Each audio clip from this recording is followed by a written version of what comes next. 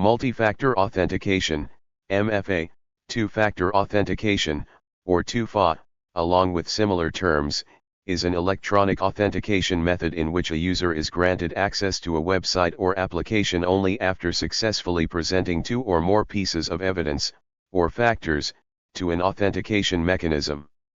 MFA protects personal data, which may include personal identification or financial assets, from being accessed by an unauthorized third party that may have been able to discover, for example, a single password. Usage of MFA has increased in recent years. However, there are numerous threats that consistently makes it hard to ensure MFA is entirely secure. Authentication takes place when someone tries to log into a computer resource, such as a computer network, device, or application. The resource requires the user to supply the identity by which the user is known to the resource, along with evidence of the authenticity of the user's claim to that identity. Simple authentication requires only one such piece of evidence, factor, typically a password.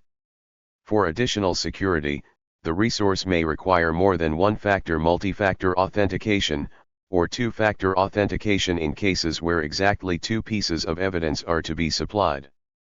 The use of multiple authentication factors to prove one's identity is based on the premise that an unauthorized actor is unlikely to be able to supply the factors required for access.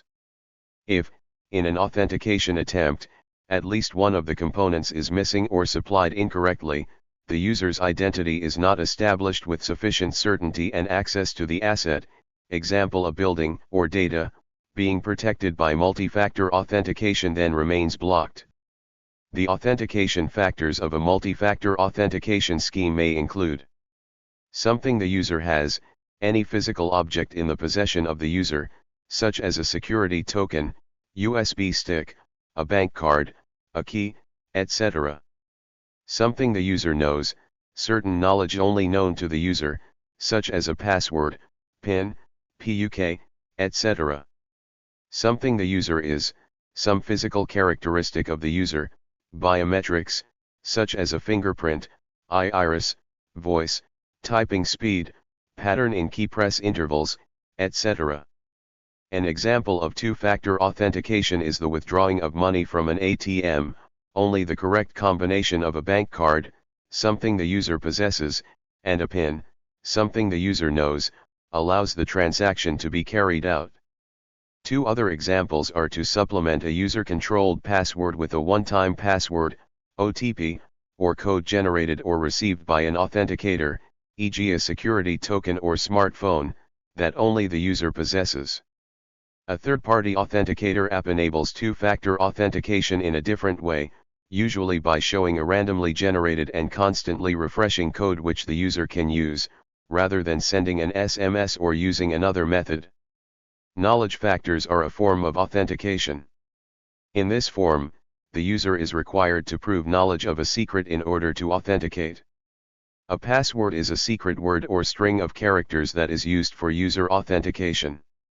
This is the most commonly used mechanism of authentication.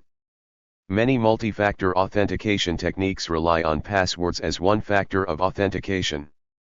Variations include both longer ones formed from multiple words, a passphrase, and the shorter, purely numeric, PIN commonly used for ATM access. Traditionally, passwords are expected to be memorized, but can also be written down on a hidden paper or text file. Possession factors, something only the user has, have been used for authentication for centuries, in the form of a key to a lock. The basic principle is that the key embodies a secret that is shared between the lock and the key, and the same principle underlies possession factor authentication in computer systems. A security token is an example of a possession factor. Disconnected tokens have no connections to the client computer. They typically use a built-in screen to display the generated authentication data, which is manually typed in by the user. This type of token mostly uses a OTP that can only be used for that specific session. Connected tokens are devices that are physically connected to the computer to be used. Those devices transmit data automatically. 7. There are a number of different types, including USB tokens, smart cards, and wireless tags. 7. Increasingly, FIDO2 capable tokens, supported by the FIDO Alliance and the World Wide Web Consortium, W3C, have become popular with mainstream browser support beginning in 2015. A software token, aka soft token, is a type of two-factor authentication security device that may be used to authorize the use of computer services. Software tokens are stored on a general-purpose electronic device such as a desktop computer, laptop, PDA, or mobile phone and can be duplicated. Contrast hardware tokens, where the credentials are stored on a dedicated hardware device and therefore cannot be duplicated, absent physical invasion of the device. A soft token may not be a device the user interacts with. Typically, an X.509v3 certificate is loaded onto the device and stored securely to serve this purpose. Multi-factor authentication can also be applied in physical security systems. These physical security systems are known and commonly referred to as access control. Multi-factor authentication is typically deployed in access control systems through the use, firstly, of a physical possession, such as a fob, keycard, or QR code displayed on a device, which acts as the identification credential, and secondly, a validation of one's identity such as facial biometrics or retinal scan. This form of multi-factor authentication is commonly referred to as facial verification or facial authentication. These are factors associated with the user, and are usually biometric methods, including fingerprint, face voice, or iris recognition. Behavioral biometrics such as keystroke dynamics can also be used. Increasingly, a fourth factor is coming into play involving the physical location of the user. While hardwired to the corporate network, a user could be allowed to log in using only a PIN code. Whereas if the user was off the network or working remotely, a more secure MFA method such as entering a code from a soft token as well could be required. Adapting the type of MFA method and frequency to a user's location will enable you to avoid risks common to remote working. Systems for network admission control work in similar ways where the level of network access can be contingent on the specific network a device is connected to, such as Wi-Fi vs wired connectivity. This also allows a user to move between offices and dynamically receive the same level of network access in each. Two-factor authentication over text message was developed as early as 1996, when AT&T described a system for authorizing transactions based on an exchange of codes over two-way pagers. Many multi-factor authentication vendors offer mobile phone-based authentication. Some methods include push-based authentication, QR code-based authentication, one-time password authentication, event-based and time-based, and SMS-based verification. SMS-based verification suffers from some security concerns.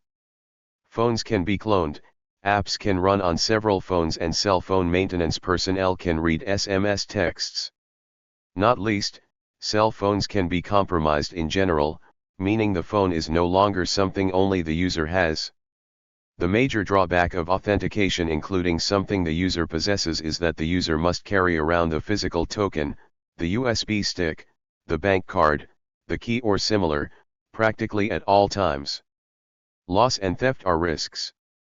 Many organizations forbid carrying USB and electronic devices in or out of premises owing to malware and data theft risks, and most important machines do not have USB ports for the same reason. Physical tokens usually do not scale, typically requiring a new token for each new account and system. Procuring and subsequently replacing tokens of this kind involves costs. In addition, there are inherent conflicts and unavoidable trade-offs between usability and security. Two-step authentication involving mobile phones and smartphones provides an alternative to dedicated physical devices.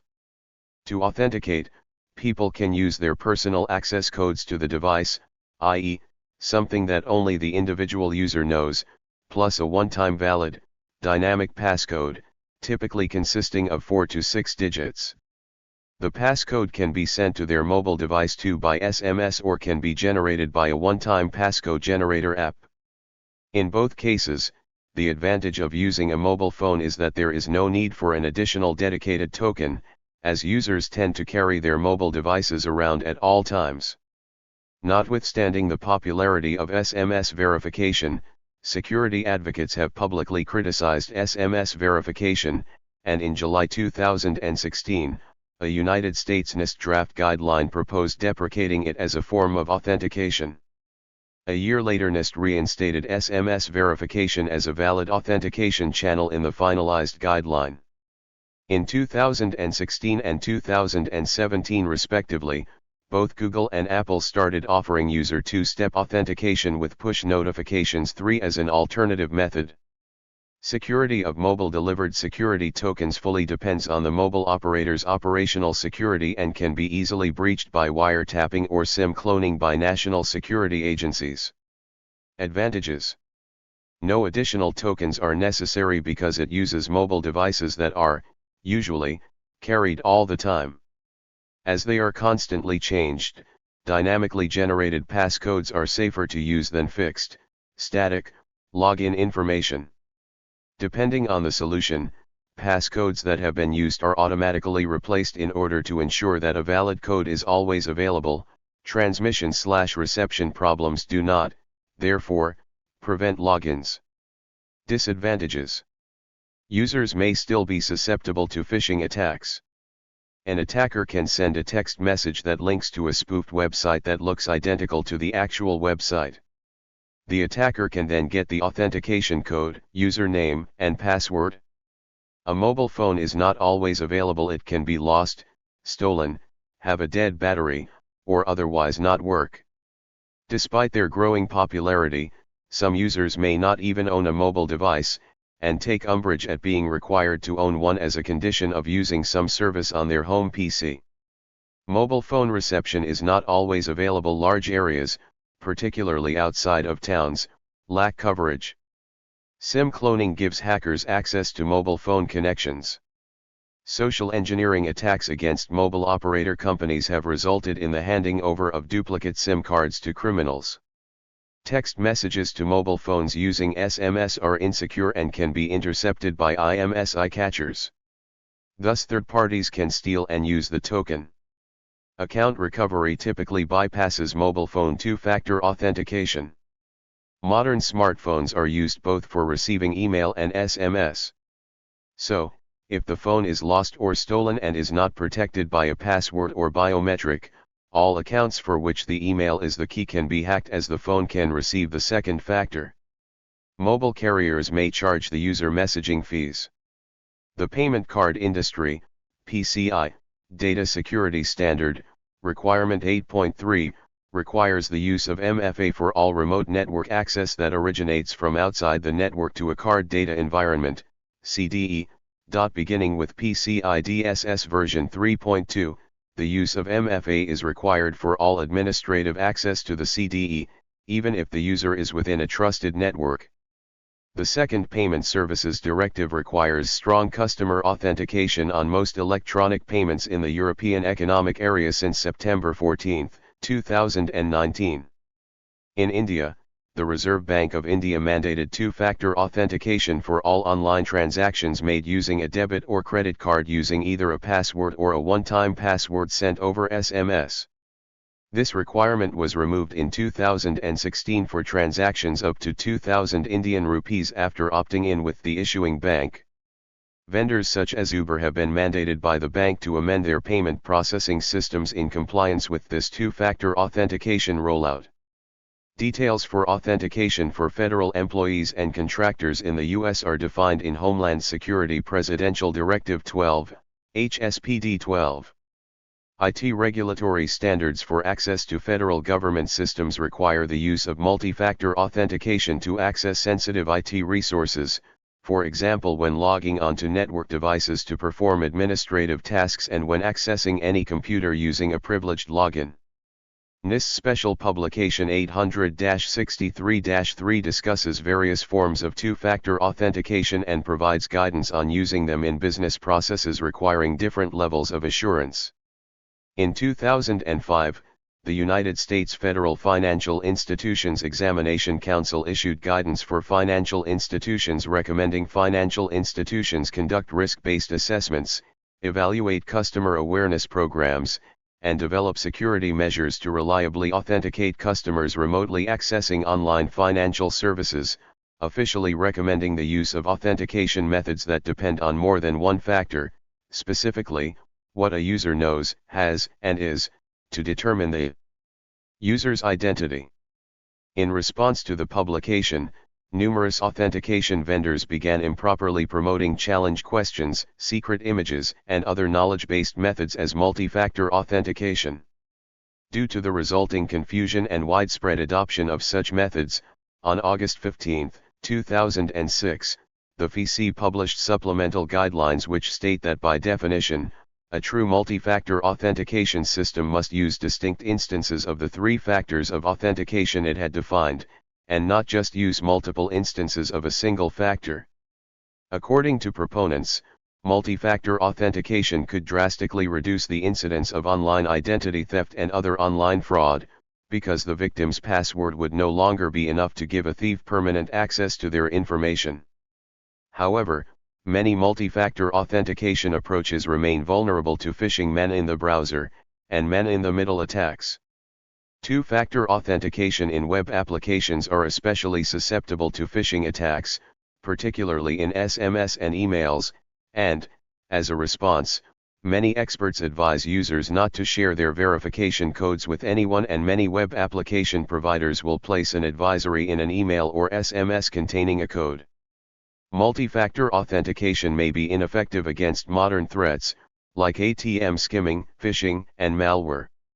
In May 2017, O2 Telefonica, a German mobile service provider, confirmed that cybercriminals had exploited SS7 vulnerabilities to bypass SMS-based two-step authentication to do unauthorized withdrawals from users' bank accounts.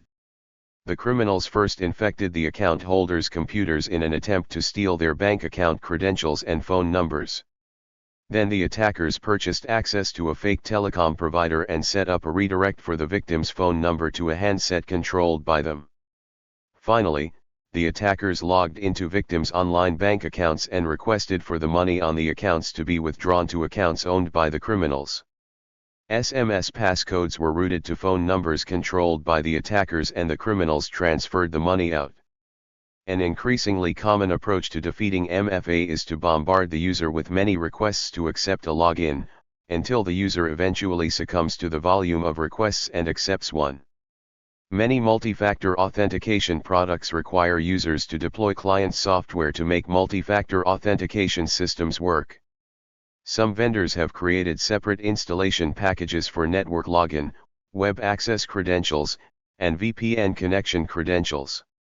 For such products, there may be 4 or 5 different software packages to push down to the client PC in order to make use of the token or smart card. This translates to 4 or 5 packages on which version control has to be performed, and 4 or 5 packages to check for conflicts with business applications. If access can be operated using web pages, it is possible to limit the overheads outlined above to a single application. With other multi-factor authentication technologies such as hardware token products, no software must be installed by end users. There are drawbacks to multi-factor authentication that are keeping many approaches from becoming widespread. Some users have difficulty keeping track of a hardware token or USB plug. Many users do not have the technical skills needed to install a client-side software certificate by themselves. Generally, multi-factor solutions require additional investment for implementation and costs for maintenance. Most hardware token-based systems are proprietary, and some vendors charge an annual fee per user. Deployment of hardware tokens is logistically challenging. Hardware tokens may get damaged or lost, and issuance of tokens in large industries such as banking or even within large enterprises needs to be managed.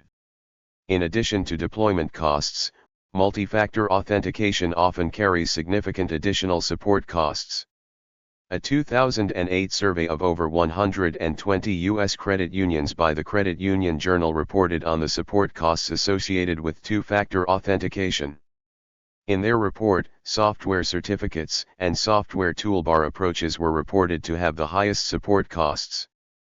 Research into deployments of multi-factor authentication schemes has shown that one of the elements that tend to impact the adoption of such systems is the line of business of the organization that deploys the multi-factor authentication system.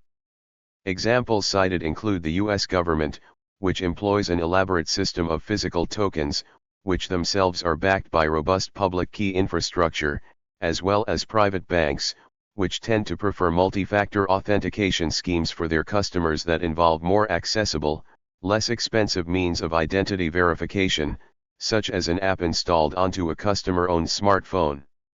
Despite the variations that exist among available systems that organizations may have to choose from, once a multi-factor authentication system is deployed within an organization, it tends to remain in place, as users invariably acclimate to the presence and use of the system and embrace it over time as a normalized element of their daily process of interaction with their relevant information system.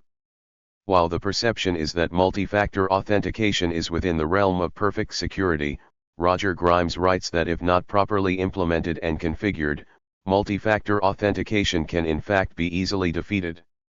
In 2013, Kim.com claimed to have invented two-factor authentication in a 2000 patent, and briefly threatened to sue all the major web services. However, the European Patent Office revoked his patent in light of an earlier 1998 US patent held by AT&T. Thank you for watching this video.